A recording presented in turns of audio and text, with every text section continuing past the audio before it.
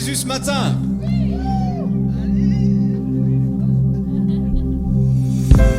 Dans tes mains ensemble.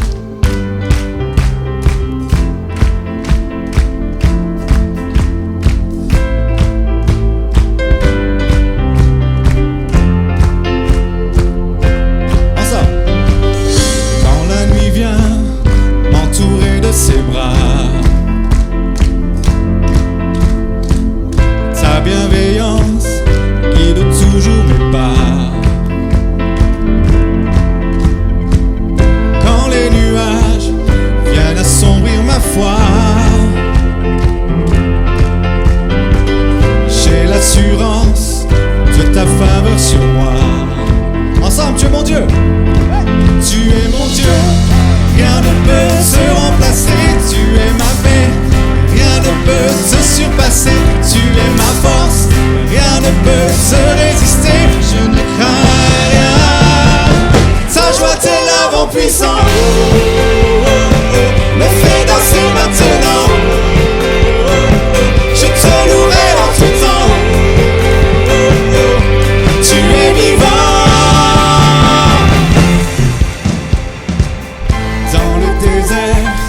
Tu me conduis vers toi, et dans la peine, tu me donnes l'espoir. Ta vérité vient balayer mes peurs. Jésus t'appelle, viens calmer ma douleur. Ensemble, tu es mon Dieu. Rien ne peut te remplacer, tu es ma paix. Rien ne peut te surpasser, tu es ma force. Rien ne peut te résister, je ne crains rien. Ta joie, tes lèvres en puissant me fait danser maintenant. Je te louerai en tout temps. Tu es vivant. Est-ce qu'il y a de la joie ce matin? 1, 2, 3, hey!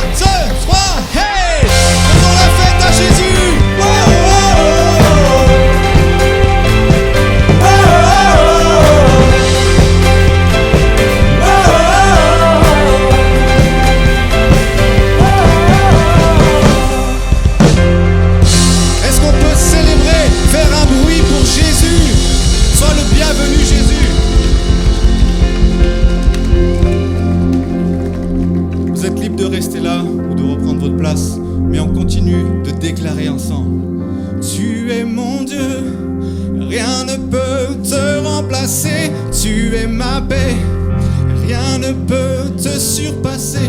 Tu es ma, rien ne peut te résister. Je ne crains rien. Encore une fois, tous ensemble. Tu es mon Dieu.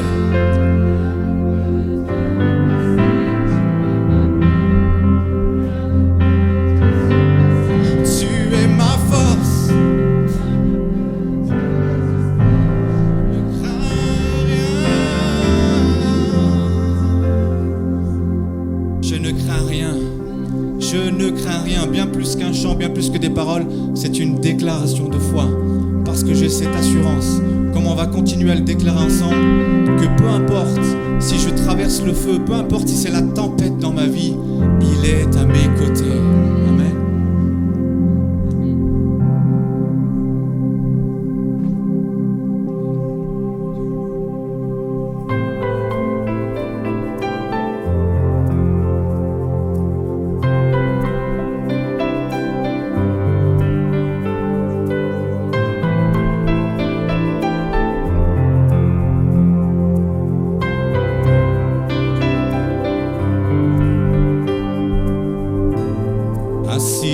le ciel, ton trône éternel règne à jamais. Vêtu de splendeur, entouré d'honneur et de majesté, les anges chantent à toi la gloire.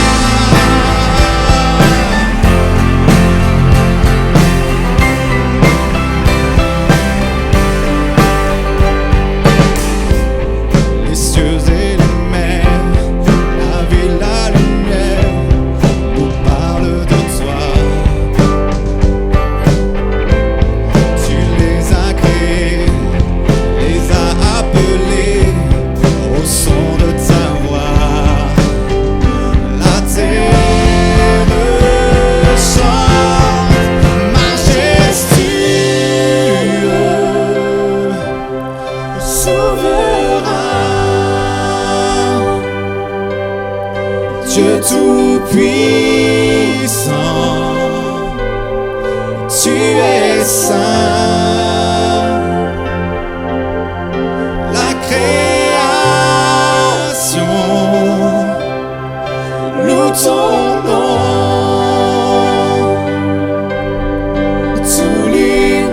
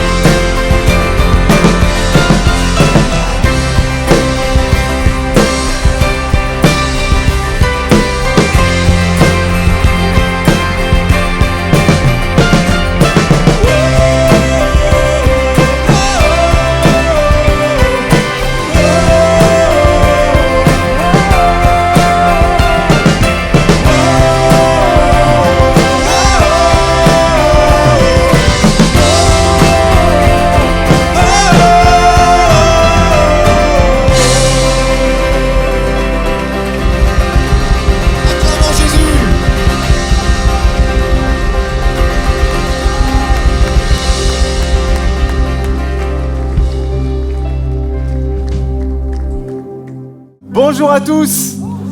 Comment ça va ce matin? Ouais, merci pour les 4 qui ont répondu. Comment ça va ce matin? Église Espoir, est-ce que vous êtes heureux d'être ici? Dans la présence de Dieu, dans la présence du très saint, du majestueux, de celui qui a tout accompli pour nous. Vraiment, bienvenue à tous. On veut vraiment remercier le groupe de louanges, Willy et toute l'équipe.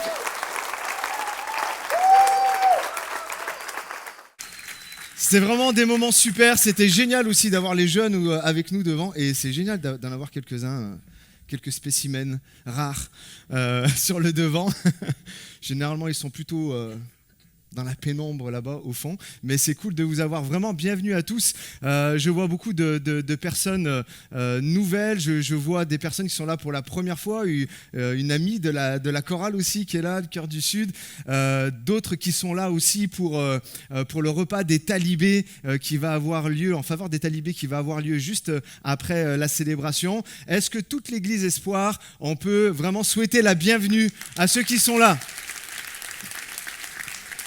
Pour là ou les premières fois. Vraiment, soyez les bienvenus. Nous, on aime chanter, on aime célébrer, on aime aussi tout ça. Pourquoi? Parce qu'on aime Dieu, en fait, tout simplement. Il a tellement fait pour nous, il a tellement accompli pour nous qu'on ne peut pas rester les bouches fermées, on ne peut pas rester les bras croisés, on ne peut pas rester assis sur une chaise, même si il y a des difficultés. On est là, on se lève, on lève les mains, on exprime notre louange avec notre bouche parce qu'il mérite toute la louange. Combien le croient? Il mérite toute la louange. Alors, voilà, ce matin, j'aimerais tout simplement continuer sur la lancée des derniers messages que j'ai pu apporter. De quoi j'ai pu parler? De la porte ouverte, ouais. De la paix, merci. De la boîte, oui. Sors de ta boîte, ouais, mais ça c'était il y a longtemps. Alors, réveille-toi, Jo. Oh.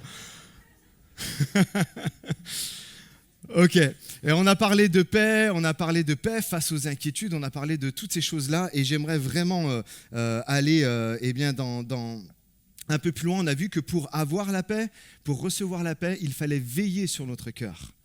C'est ce que nous avons vu en fait la semaine dernière. Et combien ont pu appliquer ça cette semaine? Lorsqu'il y a une difficulté, parce que allez, je vais taquiner un peu, mais c'est bien beau d'être là les dimanches et dimanche après dimanche, même répondre aux appels, vivre quelque chose avec Dieu, et puis sans que vraiment on applique simplement ce qui a été proposé. Est-ce qu'il y en a, en cette semaine, vous avez eu des difficultés et vous vous êtes dit, il faut que je veille sur mon cœur. Comme Jésus a dit, je vous laisse ma paix, je vous donne ma paix, que votre cœur ne se trouble point. Est-ce qu'il y en a qui ont dit, moi, face aux adversités, cette semaine, j'ai dit que mon cœur ne se trouble point? Ah, ça c'est bon. Ok, génial. Moi, et j'ai prêché le message. J'ai prêché le message dimanche passé. La célébration n'était même pas terminée, que j'épargne les détails et tout ça, je vois quelque chose et ça commence à monter en moi.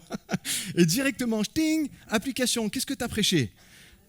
Et j'étais là, que mon cœur ne se trouble pas, que mon cœur ne se trouble pas. Et le Seigneur est venu apporter sa paix. Le Seigneur est venu restaurer sa paix. Et donc, ce n'est pas simplement dimanche après dimanche, tout ce que vous pouvez écouter. Et en plus, on essaye vraiment au mieux d'être très pratique lorsque nous prêchons. On essaye vraiment que ça impacte votre vie aujourd'hui, ce que nous prêchons. Et donc, c'est tellement important de pouvoir appliquer ce que vous entendez. Et je crois vraiment que ces genres de messages, ces enseignements bibliques ont littéralement, par la grâce de Dieu, le pouvoir de changer votre vie. Je crois vraiment qu'un message que je vais apporter vraiment humblement, mais par la grâce de Dieu ce matin, va pouvoir littéralement aussi changer votre vie. La semaine dernière, je vous parlais donc de posture, d'attitude dans le chaos, en prenant l'exemple de Pierre lorsqu'il était emprisonné, en prenant l'exemple de Jésus lorsqu'il est dans la barque et que la barque chavire et tout ça. Et vous l'avez compris, la Bible enseigne que l'inquiétude, le stress, l'agitation, même en temps de crise, en fait, ne sert à rien. C'est ce que la Bible enseigne. Et Jésus, on terminait par ça, Jésus a payé le prix de notre paix. Jésus a payé. On sait que lorsqu'il dit tout est accompli, en grec c'est tetelestai, vous l'avez déjà entendu peut-être dans d'autres prédications. La semaine dernière, je vous disais que certainement il n'a pas parlé en grec, il a parlé en hébreu. Et le mot hébreu, c'était le mot shalem, qui est très, très, très, très proche en fait du mot shalom. C'est-à-dire tout est accompli. Maintenant, ils peuvent être en paix. Et c'est vraiment le désir de Dieu. Peut-être tu es là et tu n'as pas encore trouvé la paix. Et le fait de consciemment ne pas vouloir rester en paix, de vouloir s'inquiéter malgré tout, renvoie l'image de tout est accompli. Jésus a payé pour ma paix, mais je décide quand même de ne pas être en paix. Et c'est vraiment une pensée, je crois vraiment que c'est une pensée diabolique. C'est une pensée diabolique. Le diable, en fait, remarquez, le diable a réussi à imposer cette idée dans la tête des gens. Et peut-être tu vas te retrouver dans ça, à imposer cette idée, et pour toi c'est comme normal dans la tête des gens que si tu ne t'inquiètes pas, alors tu es un irresponsable. Là, si je ne vais pas le faire, mais si je ferais un sondage à main levée de toutes les personnes qui pensent ça, il y en a plein qui lèveraient la main. Bah quoi, c'est normal de m'inquiéter. Si je ne m'inquiète pas, je suis un irresponsable. Attention, je parle de s'inquiéter pour des choses où vous n'avez pas la main. Cela n'empêche en rien que tout ce que vous avez à faire, vous devez le faire. Ce n'est pas parce que tu reçois une facture et puis tu dis « je ne la paye pas, tout ira bien, Jésus a tout accompli à la croix, il a payé ma dette ». Ce n'est pas de ça que je suis en train de parler. On se comprend bien, d'accord ? Mais dans toutes les choses où je n'ai pas la main, où je peux rien faire, je ne peux pas changer une situation, je ne peux pas changer une maladie, je ne peux pas changer un verdict, je ne peux pas changer telle et telle chose. Jésus nous dit « ne t'inquiète pas ». Et le diable a réussi à nous mettre ça dans la tête. Si tu ne t'inquiètes pas, tu n'es pas responsable. Et ça, c'est vraiment une pensée diabolique. Et c'est pour ça que tellement de personnes ne sont jamais heureuses, ne sont jamais dans la paix. Et je parle même de chrétiens, parce qu'ils combattent quelque chose que seulement Jésus peut combattre. Et donc, nous savons qu'une des applications pour garder la paix était de veiller sur notre cœur. Et aujourd'hui, on va voir une autre chose présente dans toute la Bible. C'est aussi une posture et c'est aussi une suite logique. Après, le titre du message de la semaine dernière, c'était « Reçois la paix »,« Recevez la paix ». Le titre du message ce matin, maintenant que tu as reçu la paix, c'est « Rentre dans le repos ». Ça vous parle ou pas ? Et là, il dit « J'ai besoin de repos ». J'ai besoin, en fait, de repos. Rentre dans le repos de Dieu. Reste assis, repose-toi sur le tout accompli, en fait, de Jésus. La paix, le châtiment qui nous donne la paix est tombé, en fait, sur lui. Et c'est une vérité tellement forte dans la Bible qu'elle traverse l'Ancien Testament pour aller au Nouveau Testament. C'est quelque chose qui est vraiment flagrant pour tous ceux qui lisent la Bible, qui veulent s'y attarder. C'est quelque chose de très flagrant. Tout à l'heure, vous savez, avant les cultes, on a un temps spirituel aussi avec toutes les personnes qui servent à l'église. Et Willy a pris le psaume 23 et a lu, vous connaissez le psaume 23, « Lorsque je marche dans la vallée de l'ombre de la mort, je ne crains aucun mal » et tout ça, d'accord ? Et moi, je vais m'attarder sur le verset 5 de ça.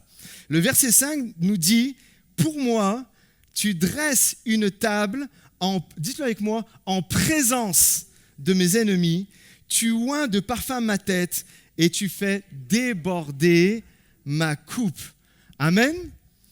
Regardez une belle... Tu as tout qui s'agite en face de toi et le Seigneur te dit « Je dresse devant toi une table en présence », et d'autres versions disent « au vu en fait de tes ennemis ». Parce que c'est facile quelque part en fait d'être dans le repos, d'être dans la paix, en fait quand tout va bien. Mais là, notez qu'il est dit en présence, pas en absence. En présence. Pas en absence. Et là, on voit ce que Dieu veut que nous vivions. Même au vu et en présence de mes ennemis, Dieu dresse une table pour moi. Combien peuvent dire amen à ça ? C'est juste fou quand on y pense.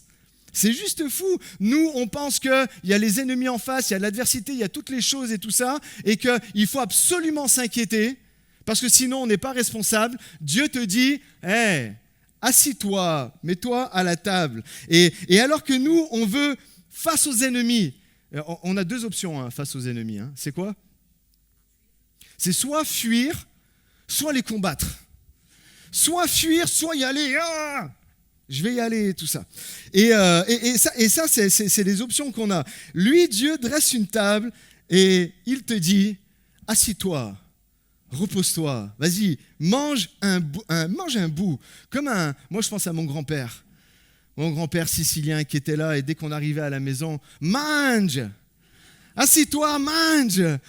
On pouvait arriver stressé, angoissé, je sais pas quoi, et même chez ma mère ou chez tous les Méditerranéens, là, c'est un peu comme ça. Vas-y, viens, assis-toi, mange. Je me souviens, je sais pas, elle est là, Marie Tornator ? Non, elle n'est pas là. Elle n'est pas là ce matin. Une fois, j'arrive chez elle, elle me dit, ah, ça va, merci Oni. Vas-y, assis-toi, je vais te faire un tiramisu. Qui fait ça ? Non, peut-être pas, mais... Qui fait ça ? Ouais, moi j'ai une théorie, Dieu est italien. Tous les Italiens disent amen. Je sais pas. Et donc, la question, c'est ça. La question, c'est quoi ? C'est qu'est-ce qui te tracasse aujourd'hui ? C'est quoi qui te tracasse aujourd'hui ? Le Seigneur veut que tu t'assoies à la table et que tu te rassasies de toutes les provisions qu'il a pour toi, en présence de tout ce qui peut t'inquiéter. Le Seigneur te dit, assis-toi, va à la table.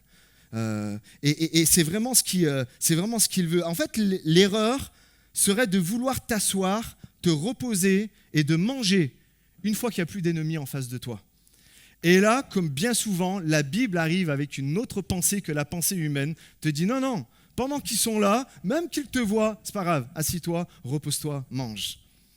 Vous comprenez vraiment la dynamique qu'il y a et les possibilités de s'inquiéter en réalité sont tellement nombreuses que ça ne va jamais arriver qu'il n'y ait pas de problème en face de toi. Tous ceux qui sont humains sur la terre depuis plus de 2 secondes le savent. On est tous... Ça va jamais, c'est simple, ça ne va jamais arriver que dans ta vie, il n'y a pas de problème. Même quand tu te dis, je vis une belle période, mais il y a toujours un petit truc. Il y a toujours ça qui peut arriver, il y a ça. Et alors, dès maintenant, réponds à l'invitation du Seigneur, même en face de tes ennemis, de t'asseoir et de te reposer. Ça va vraiment à l'encontre du raisonnement humain, comme je disais. Et regardez la dynamique biblique et comment cette notion centrale, en fait, arrive jusqu'à nous. Le roi David, dans l'Ancien Testament, donc c'est 1000 ans avant Jésus, l'ancêtre de Jésus, lui, il prophétise littéralement, en fait, sur ce que Jésus va faire. On trouve ça dans le psaume 110, verset 1. Il est dit, l'Éternel a déclaré, comprenez, l'Éternel, c'est-à-dire Dieu, a déclaré à mon Seigneur, Seigneur avec un S, et il dit, assieds-toi à ma droite jusqu'à ce que j'ai fait de tes ennemis ton marchepied. Et c'est prophétique, on le voit, ça arrive aussi dans Actes, donc dans le Nouveau Testament, Actes 2, 35, cette parole est retranscrite pour dire, le Seigneur en fait, c'est Jésus. Et depuis la croix, tous les ennemis ont été mis sous ses pieds. Amen ? Vous êtes d'accord avec ça ?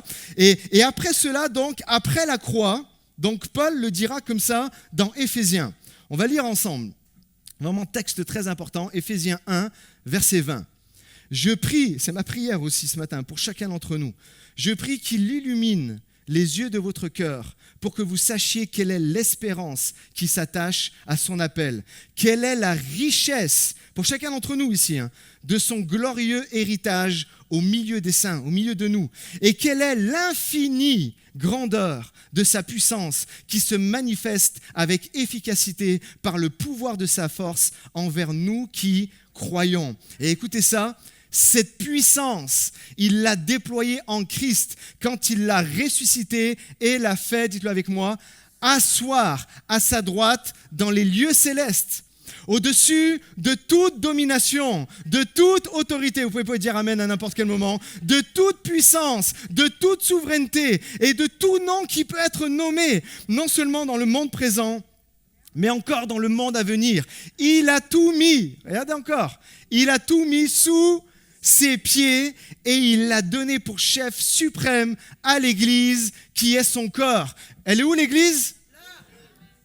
La plénitude de celui qui remplit tout en tous. Combien peuvent dire amen à ce passage-là ? Combien comprennent la portée de ce message ?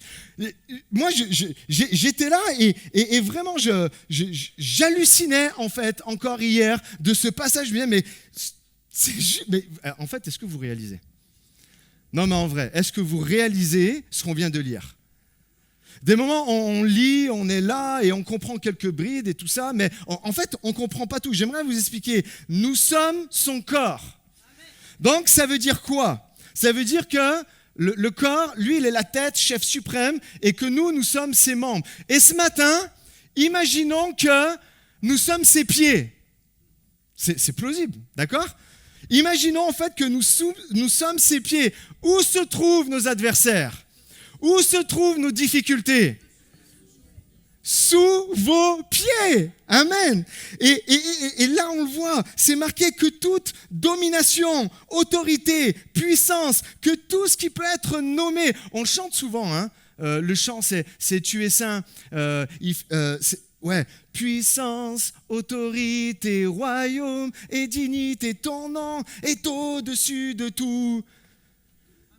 Quand on chante ça, on pense à Jésus, mais grâce à son amour infini envers nous, on le chante pour nous aussi, parce que nous sommes son corps et que tout ça, c'est sous nos pieds. Je prenais une claque en fait avec ça hier. Dans le verset, il est dit « tout ce qui peut être nommé ». Vous l'avez capté ça? Tout ce qui peut être nommé, en fait, Dieu est au-dessus de tout. Comprenez donc, tout se nomme. Les bonnes choses se nomment, mais les mauvaises choses aussi se nomment. La dépression, c'est un nom. Le burn-out, c'est un nom. Le complexe d'infériorité, c'est un nom. Le complexe physique, c'est un nom. Les phobies, c'est un nom. Et toutes ces choses-là, tout, dites-le avec moi, tout est sous nos pieds. Amen.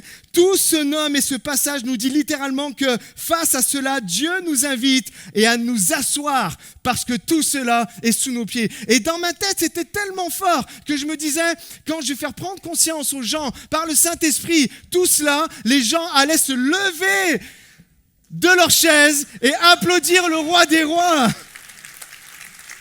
Personne ne se lève. Ah, merci. Yes. On peut donner gloire à Dieu. Mais réalisez, en fait, ce qu'on vient de lire et de ce que c'est. Je prie vraiment, je vous le disais tout à l'heure. Merci pour tous les courageux qui se sont levés. Vous étiez nombreux. Les autres, on vous gagnera au fur et à mesure.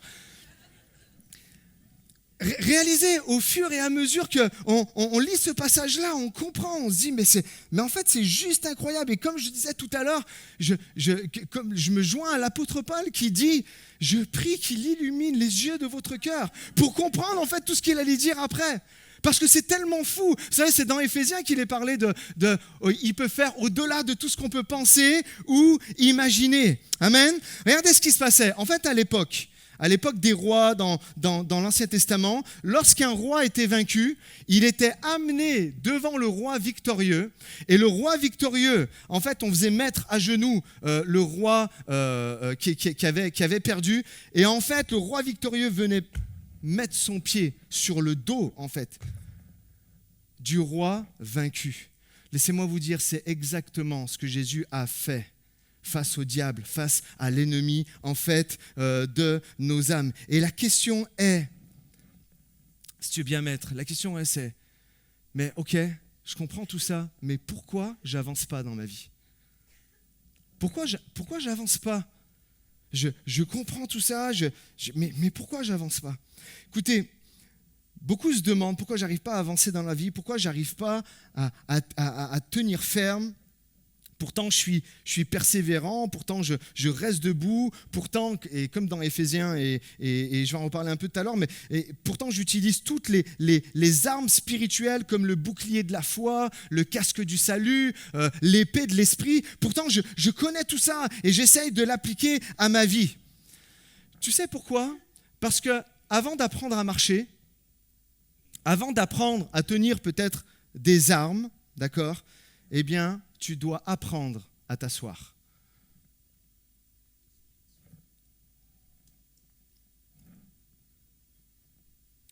Personne n'aura l'idée de prendre un enfant, un bébé qui ne sait pas marcher et de le mettre sur un vélo. Non, avant, il va devoir apprendre à s'asseoir et après, à marcher. Généralement, c'est un peu la suite logique. On a une église aujourd'hui qui existe ici là depuis longtemps. mais aussi pour une bonne moitié dans les 250 qu'on peut être aujourd'hui, pour une bonne moitié, vous êtes là depuis 1, 2, 3, 4, 5, 6 ans. Et l'Église a beaucoup grandi. Alors, je parle peut-être aux jeunes convertis, aux nouveaux convertis, à ceux qui suivent depuis peu, depuis 2, 3, 4, 5 ans, comme je disais, mais je peux parler aussi aux anciens. Aux nouveaux comme aux anciens, où vous vous dites, mais pourquoi j'arrive pas à avancer ? Pourquoi j'arrive pas à avancer dans ma vie ? Pourquoi je suis toujours inquiet ? Pourquoi j'arrive pas à garder la paix ? Pourquoi je tombe toujours dans les mêmes choses, dans les mêmes pièges toujours tendus, puis je saute dedans, là, j'arrive pas ? C'est parce que tu n'as pas appris à t'asseoir avec Christ. Et on trouve vraiment dans l'Épître aux Éphésiens, je vous invite vraiment à la lire. Hier, elle m'a tellement chauffé, je l'ai lu 2 fois. Je regardais, et en fait, il y a vraiment une dynamique dans l'Épître aux Éphésiens, si tu veux bien mettre. En premier, en fait, on voit qu'il dit dans chapitre 1 que nous avons lu, et dans chapitre 2, verset 6, d'être assis avec Christ dans les lieux célestes. La première, en fait, dynamique, c'est de s'asseoir. Ensuite, au chapitre 4, la deuxième dynamique, une fois qu'on sait en fait, qu'on est assis avec Christ dans les lieux célestes, la deuxième dynamique, c'est marcher. Il dit, par exemple, donc, chapitre 5 et chapitre 4, en fait, il dit marcher d'une manière digne de l'évangile. Il dit marcher dans l'amour. Il dit marcher comme des enfants de lumière. Et ensuite, autre dynamique, c'est tenir ferme. Et ça, on voit au chapitre 6. Il leur dit, tenez ferme, revêtez-vous de toutes les armes de Dieu afin de tenir ferme contre les manœuvres du diable, de tenir ferme après avoir tout supporté. Et il redit encore l'expression, tenez donc ferme en prenant les armes, le casque du salut, l'épée de l'esprit et tout ça. Et donc, il y a vraiment comme toute une dynamique, mais ça ne peut pas être inversé. Et des moments, donc, tu es là et tu te poses la question, mais pourquoi ? J'ai l'impression que je suis un chrétien, je peux être debout, je peux faire ci, je peux faire ça. Non, tu es toujours en train de t'inquiéter pour les mêmes choses. Tu es toujours en train de fabuler sur des choses qui n'arriveront jamais.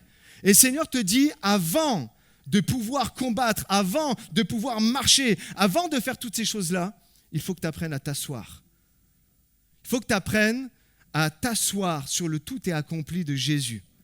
Il faut que tu apprennes à t'asseoir et de comprendre qu'une fois que tu es assis, tous les ennemis deviennent en fait des marchepieds. Paul apprend à cette église à s'asseoir en Christ dans les lieux célestes, car Jésus a tout accompli, il a payé le prix de notre paix, comme je disais la semaine dernière.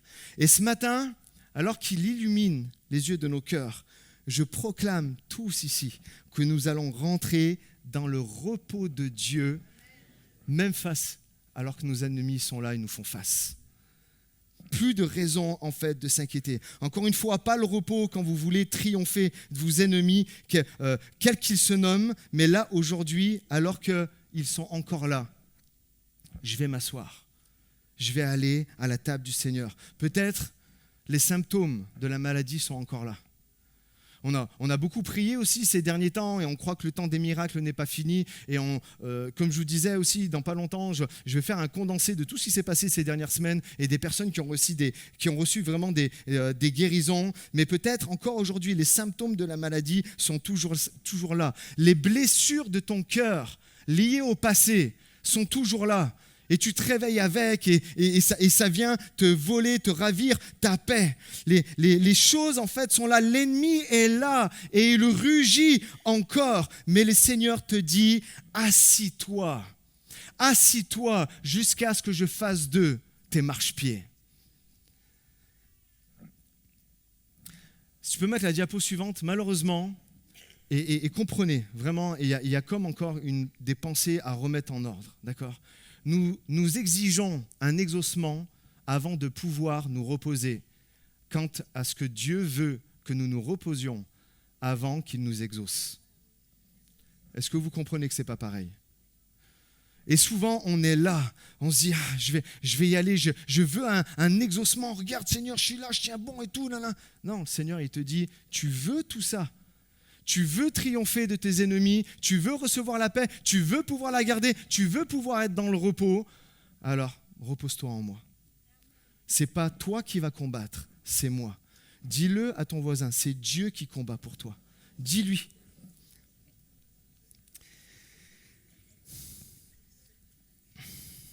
Et tant que ça, en fait, comprenez, et c'est pour ça que je pose des vraies questions ce matin. Et c'est pour ça que je pense vraiment que ce message, par la grâce de Dieu, a le pouvoir de changer votre vie. Tant que ça, en fait, c'est pas acquis, il nous faut toujours combattre contre cette fausse croyance qu'il faut que je m'agite, qu'il faut que je me lève, qu'il faut que je fasse... Non, tous les jours combattre cette fausse croyance de il faut t'inquiéter, sinon tu es irresponsable. Il faut combattre ça toujours jusqu'à ce que ça devienne naturel. Combien veut relever le défi en fait de ça? Et c'est pour ça que l'auteur de l'Épître aux Hébreux aussi, certainement qui est Paul, mais on ne peut pas l'affirmer, parle également que Jésus est assis et que ses ennemis sont son marchepied. Waouh, je vais y arriver. Regardez, Hébreux 4, verset 11, il est dit « Empressons-nous donc d'entrer dans ce repos ». En fait, il dit, tu ne peux pas continuer à vivre ta vie comme tu le fais. Tu ne peux pas courir de partout, tu ne peux pas t'inquiéter pour toi, pour tes enfants, pour ta famille, pour tout le monde. En fait, non. Ce n'est pas une vie de vivre comme ça. Il te dit, empresse-toi de rentrer dans le repos. En fait, l'auteur aux Hébreux, là, et je vous explique, je n'ai pas le temps de m'y attarder vraiment, mais quand même un peu. En fait, le contexte de ce verset, il est intéressant. En fait, l'auteur en train de parler du peuple d'Israël, donc ceux qui sont sortis d'Égypte, d'accord? Il parle de ça, et qui ont péri dans le désert. Et vous savez pourquoi ils ont péri dans le désert? Parce qu'ils n'ont pas voulu entrer. Et lui, il explique comme ça, l'auteur aux Hébreux, c'est parce qu'ils n'ont pas voulu rentrer dans le repos de Dieu. Littéralement, il dit ça, dans le repos de Dieu. Alors qu'il avait tout mis leur adversaire sous leurs pieds. Alors que, miraculeusement, il pourvoyait à tous leurs besoins. Et en fait, là, il fait un parallèle avec le fait que la terre promise, c'est ce qu'il enseigne, là, l'auteur aux Hébreux. En fait, il leur enseigne que la terre promise, c'est le repos pour eux. C'est la terre, en fait, du repos. Et cette terre promise est encore là pour nous. C'est ce que l'auteur explique toujours. Et ce repos est encore là pour nous. Et c'est ce qu'il explique. Le peuple d'Israël avait du mal à croire dans les promesses de Dieu. Le peuple d'Israël avait du mal à croire que le Seigneur allait leur donner un pays où coule le lait et le miel, un pays où les grappes de fruits sont énormes, où il y a des grenades, où il y a des figues, où il y a des raisins, où il y a tout ça en fait. On trouve ça dans Nombre 13. Vous allez arriver dans ce pays promis et vous aurez juste à accueillir ça. Et ils avaient du mal en fait à le croire. Il leur dit même qu'ils prendront possession de villes déjà toutes faites. Il leur dit même que lorsque vous allez arriver, il y aura des puits qui seront déjà creusés. En fait, il leur explique tout ça et ils ont du mal. En fait, vous n'aurez rien du tout à construire, rien du tout à planter. Et le plan de Dieu pour le peuple d'Israël à ce moment-là était qu'il rentre dans une œuvre qui est achevée, qui est finie, qui est toute faite. Et en fait, cette première génération de ce peuple d'Israël n'a pas voulu croire dans les promesses de Dieu. Vous connaissez tous l'histoire, hein? L'histoire des 12 espions. Vous la connaissez, d'accord? Dans les 12, il y en avait 2 particuliers. C'était qui? Josué et Caleb. Ok. Et là, ils sont là, les 12 espions arrivent dans le pays promis, la terre promise, et effectivement, ils retrouvent tout ce que Dieu leur a dit. Il y a des grappes de raisins qui sont tellement grandes qu'on est obligé de les prendre à 2. Encore une fois, c'est fou. Vous imaginez ça? D'accord? Donc, ils le voient de leurs yeux. Ils le voient de leurs yeux, mais ils voient aussi, la Bible nous dit, les fils d'Anak. Les fils d'Anak, c'était des géants, c'était des hommes qui étaient très, très, très, très grands. Et comprenez leur état d'esprit, eux, à Caleb et à Josué, eux, ils étaient déjà dans le repos. Eux, ils étaient déjà dans la terre promise. Eux, ils se voyaient déjà allongés, les pieds croisés comme ça, sous un olivier de Méditerranée et en train de manger du raisin. Ils voyaient en fait tout ça. Les 10 autres espions, qu'est-ce qu'ils voyaient? Ils voyaient les Anakim, les fils d'Anak. C'est des géants, ils vont nous pulvériser. Et en fait, ils ont la trouille, ils ont peur. Et quand ils reviennent, ils mettent la trouille à tout le monde. Et il n'y a que Josué et Caleb qui disent, mais non, on peut y aller, on peut s'emparer du pays. Les autres avaient peur des fils d'Anak et la Bible est décrite donc comme des géants. Et Anak veut dire en fait chaîne au cou, collier au cou. Comprenez, Dieu les avait délivrés de l'esclavage des Égyptiens et bien qu'ils aient été libérés, dans leur tête, ils avaient toujours la mentalité de l'esclavage. Et bien souvent, ça nous ressemble en tant que chrétiens. On a donné notre vie à Jésus, on a compris son œuvre à la croix, mais pourtant, on a toujours ces fausses croyances de si je m'inquiète, je suis un irresponsable. Là, c'est exactement la même chose. Et au lieu de s'empresser, de s'efforcer à rentrer dans le pays qui était synonyme de repos, ils se sont focalisés en fait sur les fils d'Anak. Et on connaît la suite. La suite, c'est quoi ? C'est que toute cette génération-là va mourir dans le désert et il n'y a que les deux, Caleb et Josué, qui vont rentrer. Mon point est le suivant. Prêtez attention au repos, pas aux géants. J'essaie de trouver un géant qui fait peur. Nommez-le comme vous voulez. Nommez-le, comme je disais tout à l'heure, dépression, phobie, anxiété, complexe d'infériorité, complexe physique. Il a géant qui est là. Tu n'arriveras pas à rentrer dans le repos. Je suis là. Et pourtant, la Bible nous enseigne. Du début jusqu'à la fin, prêtez pas attention aux géants. Prêtez attention au repos que je vais vous offrir. Combien ça soulage, en fait, quand on comprend ça. Mais ce matin, je prie qu'on le vive. Et eux, ils ont le focus sur les géants et sur les impossibilités. Et les impossibilités qui entraînent toutes sortes de choses, en fait, mauvaises. Alors que Dieu voulait les faire rentrer dans une œuvre achevée et parfaite pour eux. Écoutez-moi, s'il vous plaît. Dieu ne veut pas que tu redoutes les géants. Dites amen à ça, s'il vous plaît. Dieu ne veut pas que tu redoutes les géants de ta vie. Dieu ne veut pas. Nomme-les encore une fois comme tu veux. Il ne veut pas que tu craignes tout ce qui peut venir de la vie, du monde séculier ou de l'ennemi de ton âme. Toute la parole de Dieu parle aux personnes de foi et leur dit de ne pas craindre. Du début à la fin, ne crains pas. Cependant, la Bible nous dit de redouter une chose. Et là, vous dites, c'est ça, je vous dis, c'est hyper important. La Bible nous dit de redouter une chose. Et toujours pareil, ça se trouve dans le livre des Hébreux, et c'est juste au début du chapitre 4 qu'on a lu tout à l'heure. Il est dit, redoutons donc, alors que la promesse d'entrer dans son repos reste valable, d'accord ? Que l'un de vous ne semble être resté en arrière. La Bible te dit, ce que tu as à redouter, ce n'est pas les ennemis qui sont en face de toi, ce n'est pas toutes tes inquiétudes, ce n'est pas tous tes géants, ce n'est pas toutes les choses en fait qui te font flipper, qui te font peur. En fait, ce que tu devrais redouter, c'est de ne pas rentrer dans le repos. Il y en a qui percutent ou pas là ? C'est ça que tu dois redouter. En gros, tu ne peux pas continuer à vivre ta vie comme tu la vis, d'accord ? Redouter tout et n'importe quoi, mais ne pas redouter, en fait, ce que la Bible te dit, c'est-à-dire de ne pas rentrer dans le repos.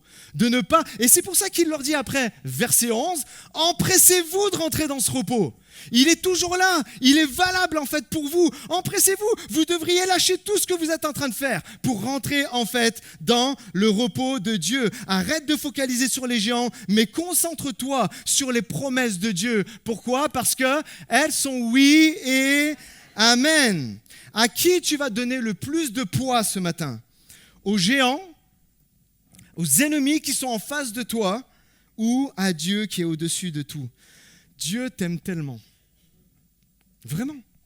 Dieu t'aime tellement. Encore une fois, peuple d'Israël, il leur fournissait un pays clé en main. La même chose se réfère à nous avec l'œuvre de Jésus à la croix où le tout est accompli. Nous avons tout pleinement, dites-le avec moi, nous avons tout pleinement en Jésus-Christ. C'est du tout accompli, c'est une vie clé en main, d'accord ? C'est ce que le Seigneur veut pour nous parce qu'il nous aime tellement. Éphésiens 2,6 nous dit il nous a ressuscités ensemble et il nous a fait asseoir ensemble dans les lieux célestes en Jésus-Christ.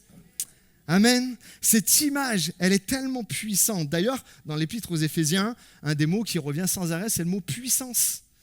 Il y a une puissance dans le nom de Jésus. Il y a une puissance dans celui qui va mettre sa foi en fait en Jésus, à celui qui par la puissance qui agit en nous peut faire infiniment au-delà de tout ce que nous pouvons penser ou imaginer. À lui soit la gloire.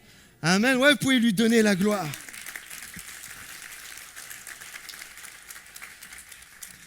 Alors, comment rester en paix? Je vais inviter Esther, si tu veux bien, à revenir. Alors, comment rester en paix? Assis-toi. Assis-toi.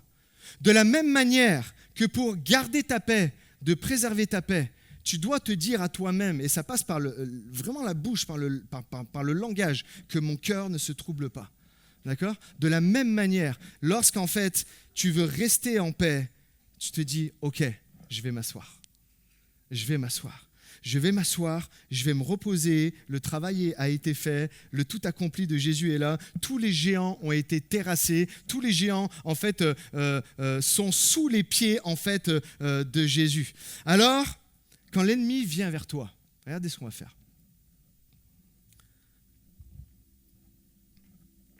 Je reviens, ne vous inquiétez pas. Hein. Hop. Elle n'est pas super belle, hein, je suis désolé. Peut-être de loin, vous ne voyez pas. Mais quand l'ennemi vient vers toi, quand les difficultés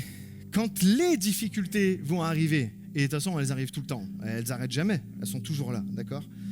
Elles sont là pour te stresser, elles sont là pour te perturber, elles sont là pour faire vaciller ta foi, pour que tu abandonnes, pour que tu sois effrayé, comme les 10 espions qui ont été voir la terre promise, et il y avait tout qui leur montrait que c'était génial et que le Seigneur était avec eux, mais non, leur foi a vacillé. Et quand toutes ces choses viennent, quand l'ennemi vient, quand la vie vient te frapper fort, quand toutes ces choses arrivent, la chose à faire est toute simple.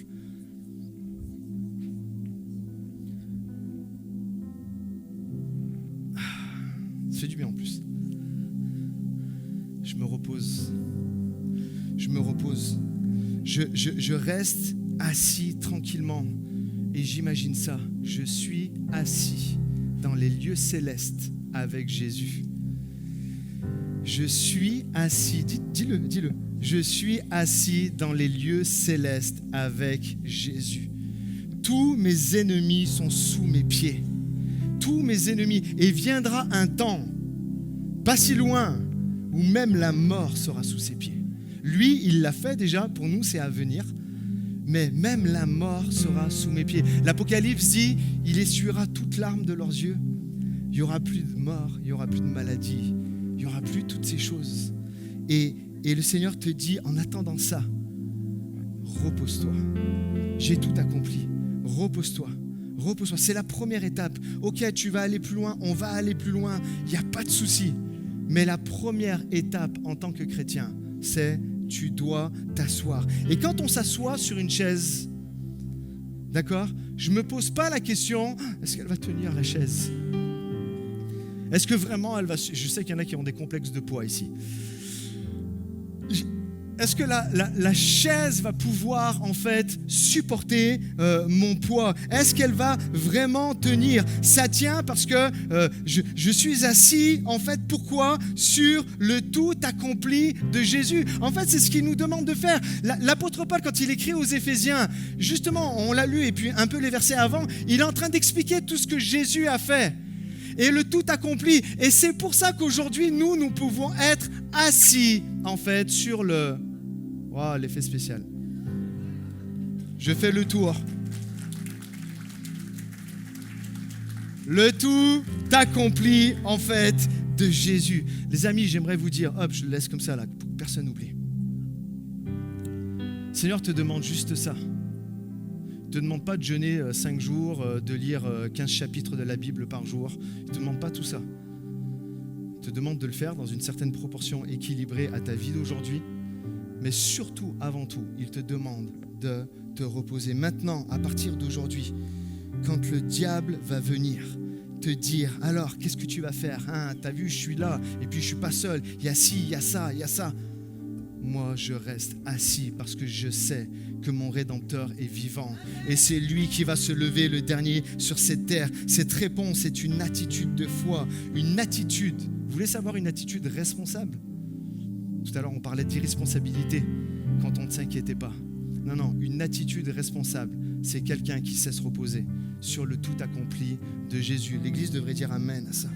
J'aimerais qu'on se lève ensemble. Je vais inviter le groupe de louanges.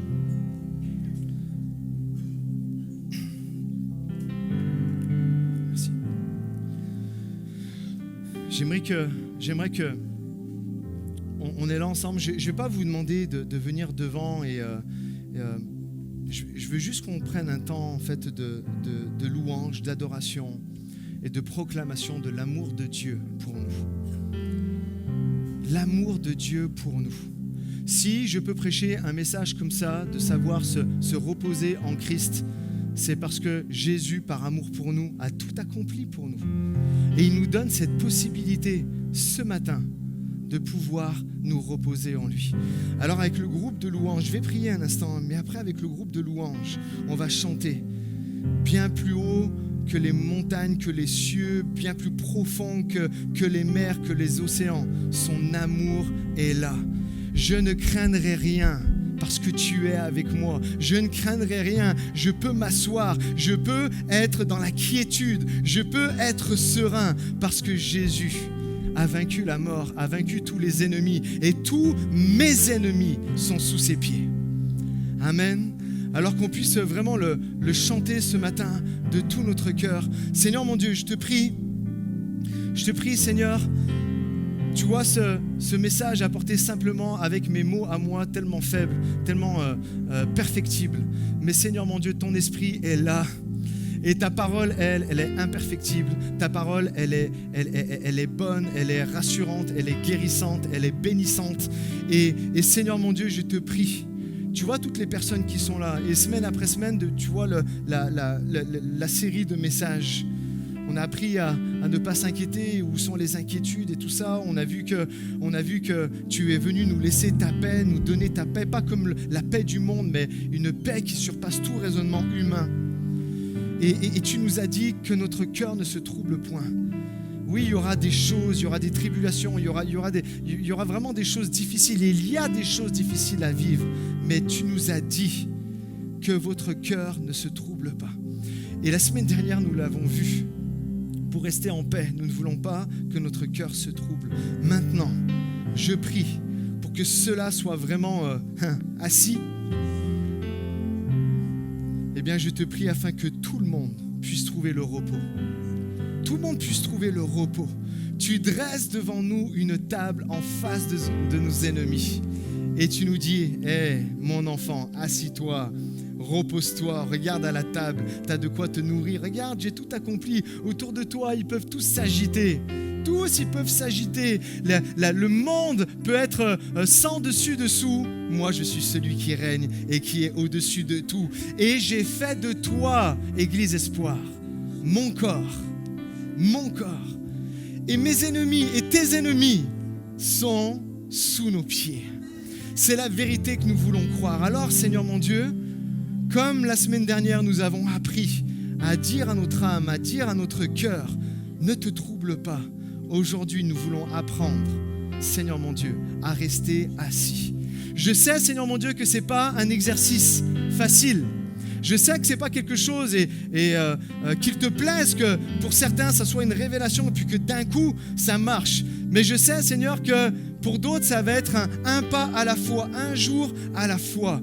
Et je te prie qu'un jour à la fois, ils puissent dire « Je m'assois dans les lieux célestes en Christ. Il a tout accompli. Il a payé pour ma paix. » Je te prie pour que jour après jour, la fausse croyance de « si tu t'inquiètes pas, t'es un irresponsable » puisse être balayée une bonne fois pour toutes de toutes les têtes de toutes les personnes, de tous les chrétiens, de tous les nouveaux, de tous les anciens qui sont ici et qui se disent mais pourquoi j'arrive pas à avancer dans ma vie? C'est parce que un jour à la fois tu vas devoir apprendre, réapprendre à t'asseoir et à faire confiance au Seigneur parce qu'il est au-dessus de tout. C'est dans ton nom Jésus que j'ai prié. Et si tu es d'accord avec cette prière, si aujourd'hui tu dis mon cœur ne va plus se troubler et chaque jour je vais balayer les fausses croyances qui disent que je suis un irresponsable si je m'inquiète pas. Non, aujourd'hui, je veux m'asseoir avec toi, Jésus, sur le tout est accompli. Alors dites un puissant Amen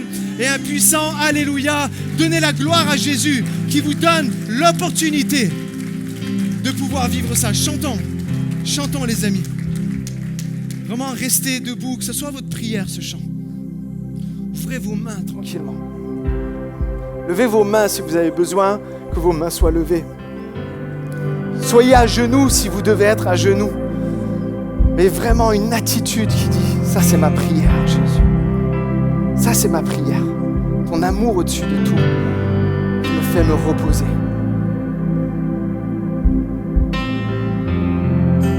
Quand s'effondre autour de moi mes rêves et mes espoirs, tu viens calmer mon âme.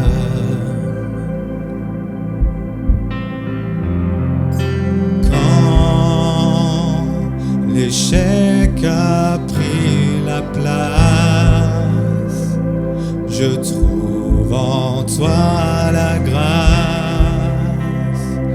de m'appuyer sur toi.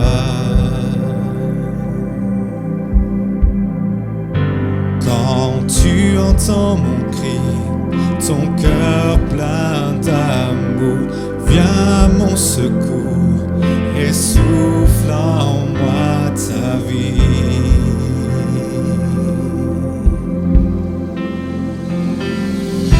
Bien plus haut que les cieux, plus profond que les océans, ton amour est plus grand.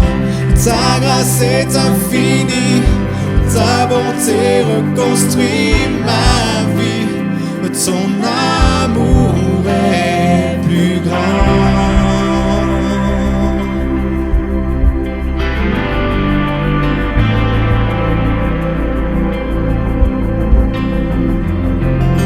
Si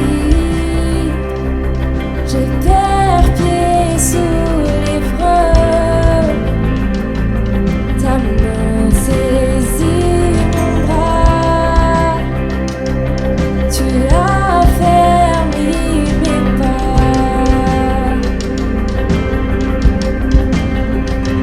Quand tu entends mon cri, ton cœur plein d'amour, viens à mon secours et souffle en moi ta vie. Oh, comme une déclaration de foi ce matin. Oh, bien plus haut que les cieux, plus profond que les océans, ton amour est plus grand. Ta grâce est infinie, ta bonté reconstruit ma vie. Ton amour est plus grand, bien plus haut que les cieux, plus profond que les océans. Ton amour est plus grand, ta grâce est infinie, ta bonté reconstruit ma vie. Ton amour est plus grand.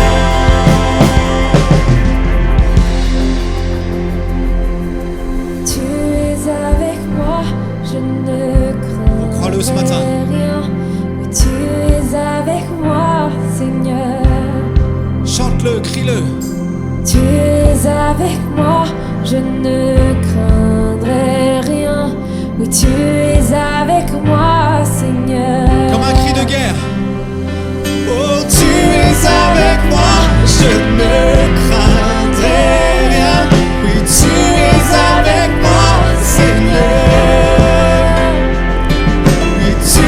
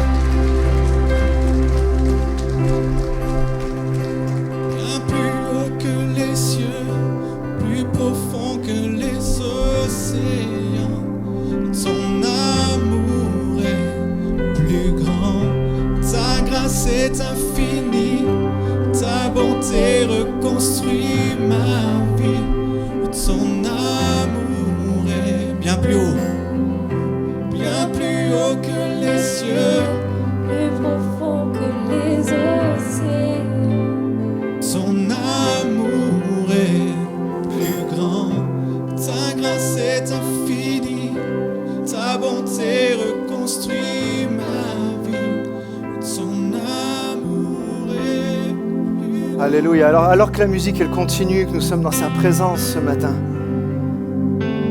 j'aimerais vraiment prier pour toutes les personnes qui ne vont pas bien. Il y a ce message qui est là, et puis peut-être dans votre tête, vous êtes là à vous dire, mais ce message c'est bien beau, ce message est là, et ok, je vais l'appliquer, mais je crois en la puissance de la prière. Et aujourd'hui, vous traversez, vous faites face aux géants que j'ai nommés, ou à peut-être d'autres géants que vous-même vous savez que vous pouvez nommer. Et je prie pour une intervention directe de l'Esprit de Dieu dans votre vie. Jésus, viens donner ta paix, viens donner ton réconfort, viens donner ta consolation à toutes les personnes qui sont là et qui sont dans le besoin. Tu vois toutes les personnes qui sont là ce matin, Seigneur, et puis qui peut-être ont fait quelques pas vers toi, mais qui n'ont pas encore franchi le pas de te remettre entièrement leur vie. Je prie pour des nouvelles naissances ce matin. Je prie vraiment pour une action de ton esprit qui fait, Seigneur mon Dieu, passer de la mort à la vie, passer de la défaite à la victoire, passer de la maladie à la guérison, passer des blessures à la guérison, à une blessure de cœur, blessure de l'âme, à la guérison. Envoie ta paix, Seigneur mon Dieu. Et par ta grâce, permets à tout le monde de pouvoir se reposer parce que tu règnes. Que chacun reçoive cette révélation.